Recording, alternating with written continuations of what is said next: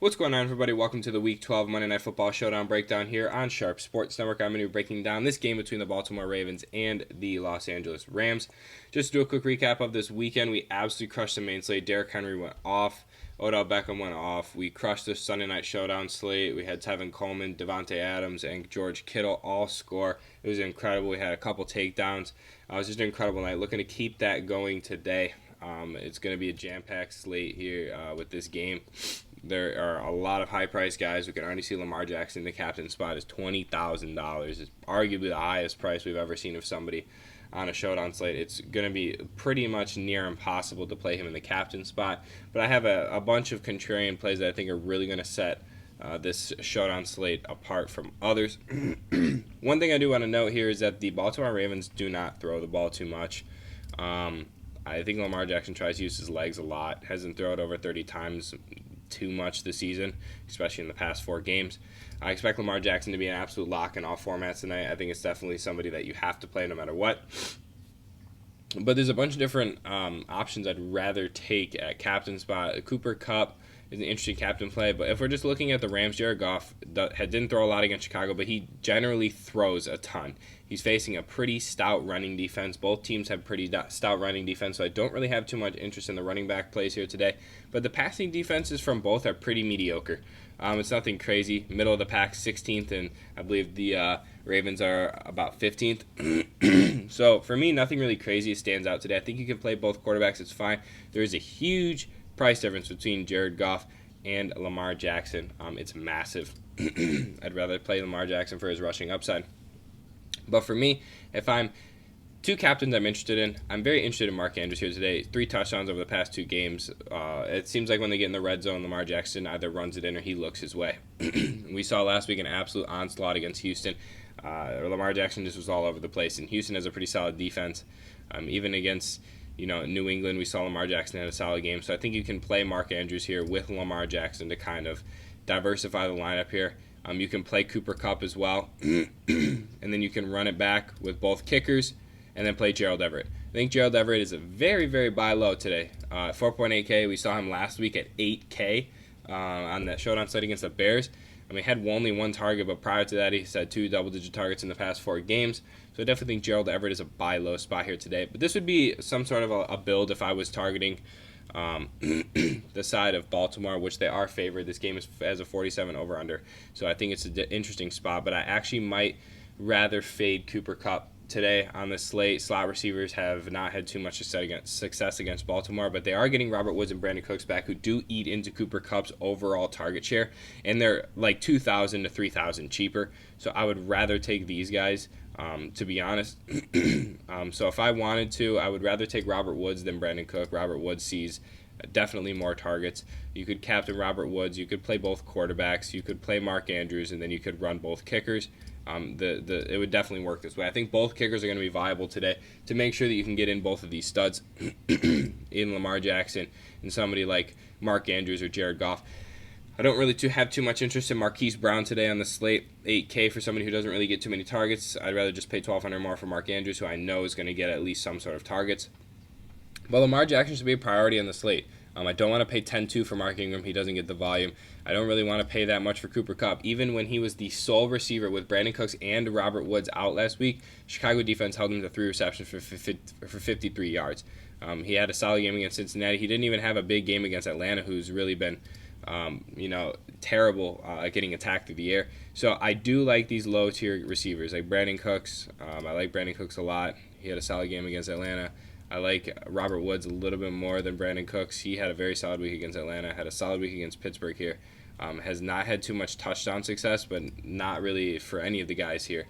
I think that that Jared Goff has just had a really tough time recently. I think he's going to continue to have struggles against this Baltimore defense. Not to say they're too stout, but Baltimore did go ahead and they've taken down some pretty interesting teams. They beat Seattle in Seattle. He put up a dominant performance. He put up 28 points against New England. Smoked Cincinnati. I mean, he's just rushing exactly like a running back. You're getting a running back and a quarterback in one. So that's why the price is so high. And it's arguably, you can you can garner that price tag for Lamar Jackson. It's okay. Like it's fine. I wouldn't captain him.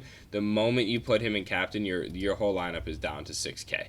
So you would have to play these guys in this range. You could probably pay up for Mark Andrews. You'd have to play somebody like, Greg Zuerlein, Justin Tucker, and then you could probably almost pay Robert Woods. So for me, like I said, I probably don't want to go below the kickers today. Josh Reynolds, with getting these two receivers back, is going to pretty much be a ghost. Willie Snead as well has been a ghost. Gus Edwards gets some work, but not a lot.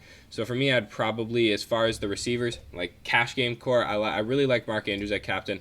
I like Mark Andrews with Lamar Jackson a lot. The lineup just works really well together. I don't like paying for Cooper Kupp if you don't have to. I'd rather pay for Robert Woods. I think you can get a better lineup. You can get somebody like Justin Tucker. You can actually get Brandon Cooks as well. And you can get Gerald Everett. Like, you can just run it back with these guys. But I think Lamar Jackson and Mark Andrews are two top tier plays for me that I really, really want to exploit here on this slate.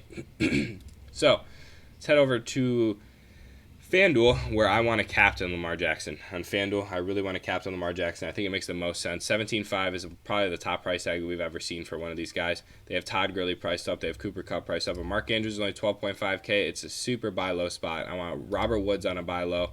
And then I could play Brandon Cooks, Marquise Brown on a buy low as well. I think Brandon Cooks is definitely viable. It gives you 9.5K left. You play Marquise Brown. It is, you're getting everything you want. I just don't think running backs are going to be too viable in this slate. I know that they wanted to really run the ball last week in Chicago.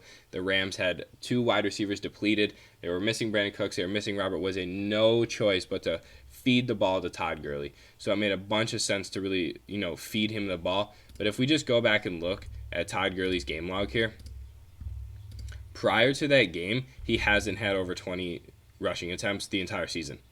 The most he's had is 18. And that was against Atlanta.